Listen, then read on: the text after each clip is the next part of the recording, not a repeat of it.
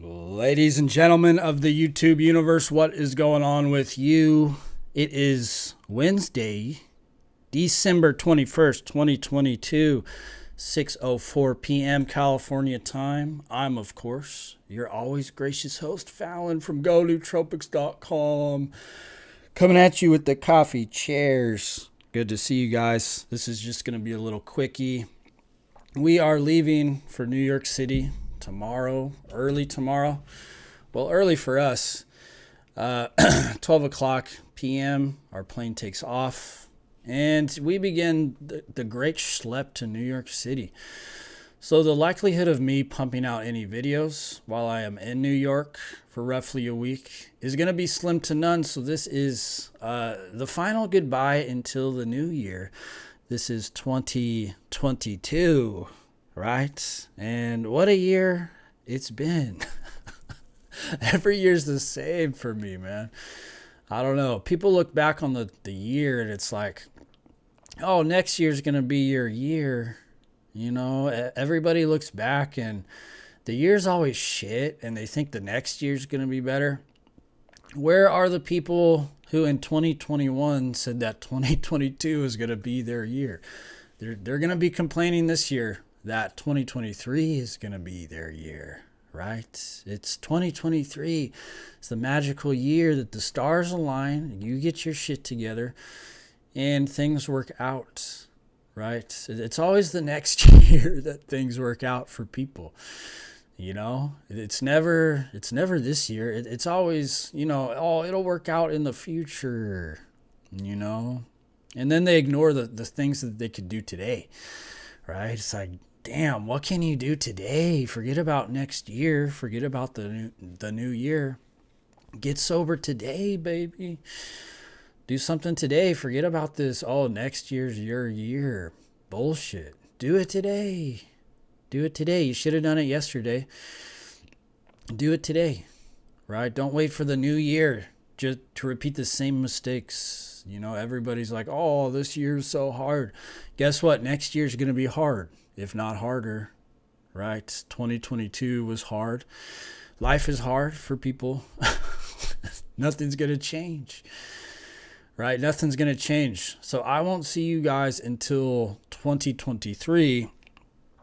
2022 was, for the enterprise, I'd say not the best year.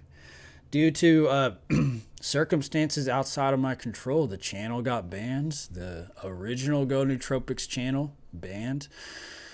And, what are you going to do? Made the best of it. And every day you start anew.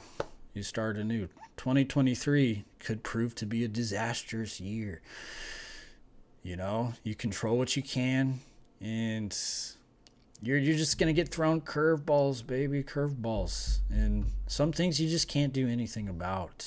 2022 was in some ways disastrous and in other ways very good for the enterprise, right?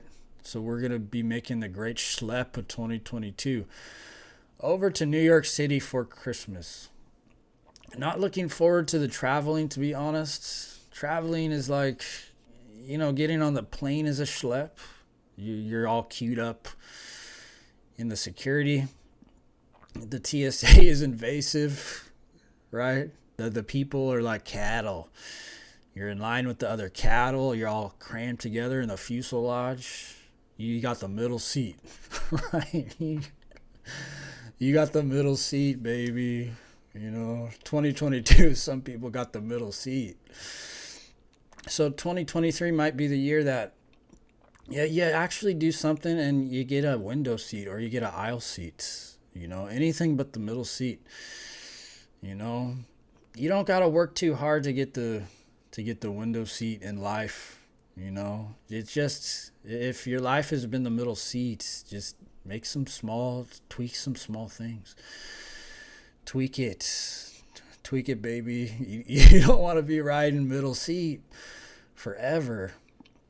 But it's like, the thing is you get the window seat, but you're still in life. You're still in the plane, which is uncomfortable. You're surrounded by people, right? Just surrounded by people. And I'm trying to get into a zone where I enjoy people more. I enjoy their company more. But the more I try, the more it's like you just get to a point of trying too hard to like people. You try too hard. The best I can do is just kind of be respectful to people. you know, that's all you can do. Just be respectful. You don't necessarily have to like people. You know, there's nothing enjoyable about queuing up in the line amongst hundreds, thousands of just faceless people you don't know, right? You can respect them, you can show them respect, but man, sometimes you're at the airport and you're just, all you can do is observe the cattle, you know? And I hate referring to people like cattle, but sometimes that's how people act. I'm sure people look at me and they're like, look at this sheep, look at this cattle, something. And it's a really bad way to think about people.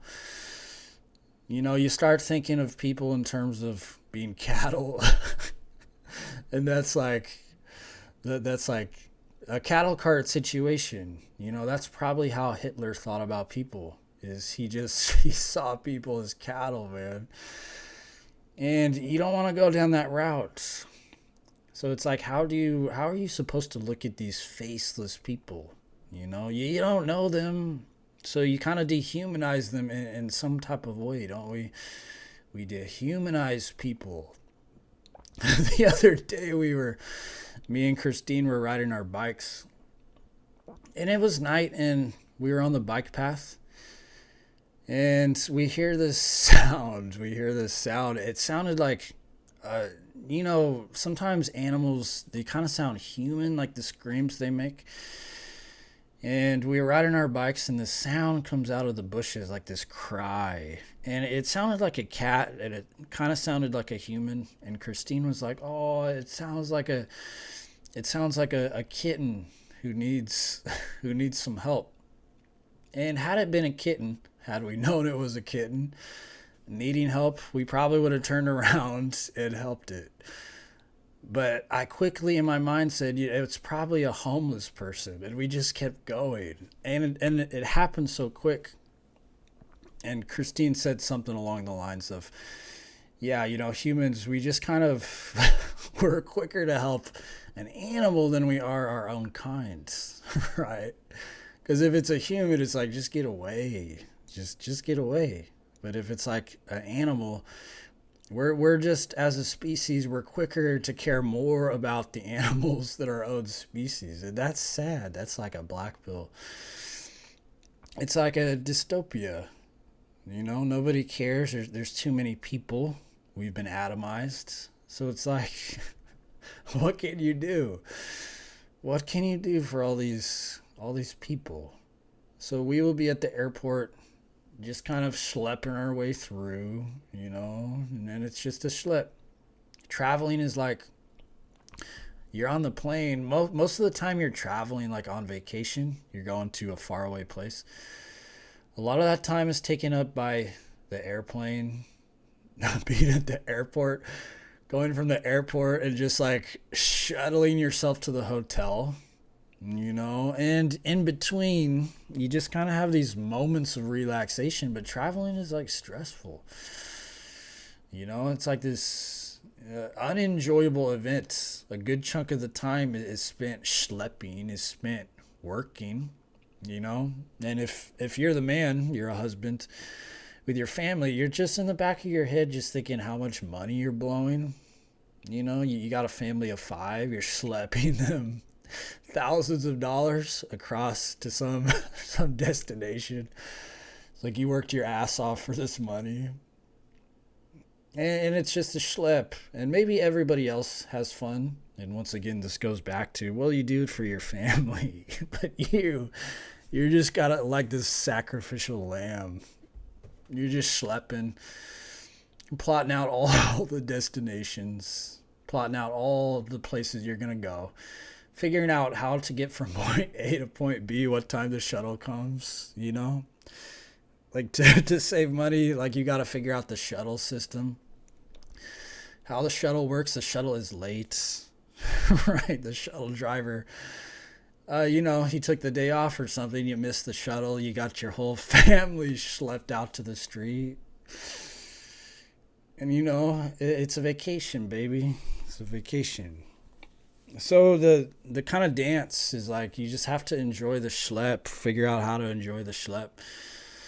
Because a lot of it's the schlep, right? A lot of it is just you're schlepping from point A to point B, spending all this money to go on vacation. It's supposed to be relaxing. But in some ways, travel, it is fun. There's fleeting moments where you're looking at the window, you're on the airplane, maybe everybody's being quiet, right? You got the window seat, baby. You got the window seat and you're just looking out, maybe just for a brief second in your kind of nihilistic view of the world.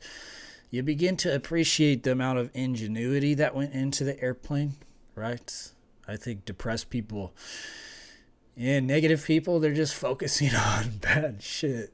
They're seeing everybody as cattle. Everything is like, oh, how cramped the plane is. How cramped. Or maybe a more positive person might say, you know what? Wow, all the ingenuity that went into building the airplane. The amount of skill it takes for the captain to fly the airplane. The physics involved in taking off of the landing strip on this steel contraption, right? Like all the work that went into it and everything, all the intelligence, all the God-given talent that went into getting you up into the air. And you might for a brief second step outside, baby. You might step outside the schlep for just 1 minute to say, you know what, this is pretty cool. Even though the cattle, yeah, you're on the cattle cart, baby. You're on the cattle cart. But you know what? Can you appreciate the ingenuity that went into building the cattle cart? Just how many people had to figure it out, just sit down and think it and use the human brain. Most people, it's just like they're not thinking. I'm not thinking most of the time. But somebody just got out of their own head, got out of the schlep, and sat down and you know what? Tried to figure out, how can I make this easier? How can I make something that is going to contribute? And that's what you're on. You're surrounded every day by, like this light and this camera. I couldn't invent this camera, figure out how to make this camera. Somebody did it. And for a second you try to figure out, what is that same genius in me? Like, what am I capable of? All I do is complain, right? You ever just say to yourself, you know what, all I do is bitch about this crap? You ever step out of yourself for a second to say, you know what, maybe there's something better than the schlep? Maybe I could do something. Maybe I can do something. But the truth is, most of us are not. That's just not us. We're the common man. We are the common man, baby. And there ain't nothing wrong with that. One thing money can't buy. Most of us have one thing money can't buy, and that's poverty, baby. That's just, we got one thing money can't buy. And we should appreciate that. Step outside of the schlep. And you know what? I might not be a Churchill or one of these dead heroes. One of these dead American heroes. We're never going to be a Churchill. Never going to be one of these famous people. I'm not a Hunter S. Thompson. Not too long ago, I thought, in my late 20s, I thought I was like going to be a Hunter S. Thompson type. It's like the delusion, right? Hunter S. Thompson. I thought the perfect life for me, not too long ago, this is what the alcohol did. I thought the perfect life was like consuming as much booze as I could and writing books like Hunter S. Thompson. But he was a rare breed. Most people can't get away with that. If you try to get away with what some of these people do, you're going to burn out. Even Hunter S. Thompson burnt out. You're going to end up maybe like a Bukowski, you know? He was a notorious alcoholic, hated people, and I romanticized that. I looked at Bukowski, and I'm like, Charles Bukowski, and I thought that was the way. You know how confused I was. I'm like, can you imagine thinking that's the way? You're going to live like Bukowski. Some people have this like romanticized outlook, like they're going to be a Bukowski. Why do you want that? You want to be miserable? Just miserable. You hate people. You're alcoholic. He spent most of his time alone. Bukowski, I think he had a wife towards the end of his life. He did excuse me, have a wife. I'm not sure if he had kids, but towards the end he did have a wife. But he was an alcoholic right up to the bitter end, and man, was he bitter. It's like, that's what you want. That's like the peak of it. Worked for him, you know. There's something to say about somebody who just fully accepts who they are. If you're an alcoholic and you can fully embrace that and not be split-brained about your condition, you know, I think there's something to be said about that. Just fully accepting your state and who you are, what you're capable of, you know. But it's when you go through life split-brained and you're constantly riding the fence, like, oh, you want to be this guy, you want to be an Andrew Tate. It's crazy. You're not gonna be Andrew Tate. You're not. You're gonna be, in all likelihood, statistically, you're going to be common. You're going to be average. You're going to make an average income, slightly above average. And to embrace that fully, just embrace the schlep. That is, the life of the common man is something also beautiful, if you can do that. But don't become this guy who can't embrace who he is. You're trying to be somebody you are not. You are not a Hunter S. Thompson. You are not a Charles Bukowski. You are not an Andrew Tate, right? You are the common man. I am the common man. You know, most of us, we're common men. But that doesn't mean we can't do something extraordinary. It just means, you know, we're not going to be famous. We're not going to be famous. And maybe you do go on to become an exception. And there's nothing wrong with trying. But don't be 80 years old, 50, 60, 70 years old. And now you're depressed because you were latched on to this ideal that you had for yourself. And when that didn't come to fruition, you sunk. I think the last video I made, I was talking about Lewis and Clark, the Lewis and Clark expedition. And in that video, I erroneously said that Lewis and Clark didn't experience depression. And then I looked it up. I typed in the name. I Googled it. Googled Lewis and Clark depression. And it turned out that Meriwether Lewis, did struggle with depression. But interestingly enough, not on the frontier. He had some mission, of course he was set to explore the Americas and find some path, I think Lincoln gave him some crazy mission, and he just sent him off and said, you know what, go find a passageway, baby. I need you to go find a passageway and just go do it. Not many instructions, just go do it. Go find the path. And in many ways they succeeded in exploring the Americas, but they failed critically in one area and something didn't work out. And then they both returned to the normal life. And Meriwether Lewis, fell into a deep depression because he didn't fulfill the mission, right? He didn't complete the mission. And now he's at a desk job. He was at a desk job. And so, of course, Meriwether Lewis is depressed. Here he had this, ideal. He was going to set out and accomplish a certain thing. And then when that didn't happen, what did he do? He slipped into crippling depression, couldn't get out of bed because he failed And he couldn't deal with the reality of his failings. So he became depressed as a result. And I think a lot of people succumb to something similar. If your goal is to get a Bugatti, good luck, right? Or you got these outlandish goals that somebody else is kind of like pumping into you. You got these outlandish goals. It's just you're plugging yourself into a system that is designed to ultimately make you depressed, because if you don't fulfill that mission, well, you feel like a failure. So it's like, what can you do that's not that, but something in the scope of your control that's reasonable,